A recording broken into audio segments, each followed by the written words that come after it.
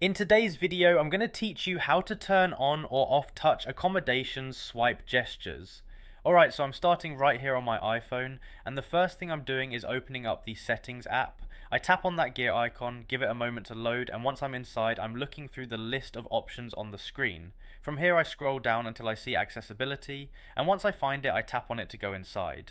Now I'm in the accessibility menu, and I'm scanning through the options until I spot touch. When I see touch, I tap on it, and that takes me into the touch related settings page.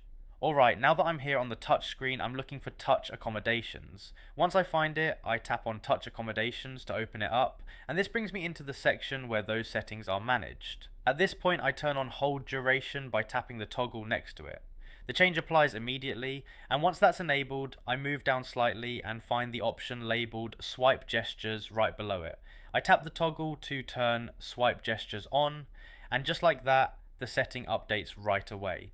Once that's done, I pause here for a moment just to make sure both toggles stayed enabled and everything looks the way I want. If I ever want to disable them later, I can come back and tap the switches again, so it's really easy to adjust. Now I'm backing out step by step, heading back through the menus, and that's really the entire process. Anytime you want to revisit it, just open settings, go into accessibility, tap touch accommodations, turn on hold duration, and toggle swipe gestures as needed. And that's all there is to it. You've now seen how to turn on or off touch accommodations swipe gestures on your iPhone, and once you've gone through it once, it becomes quick and easy to return and change whenever you need.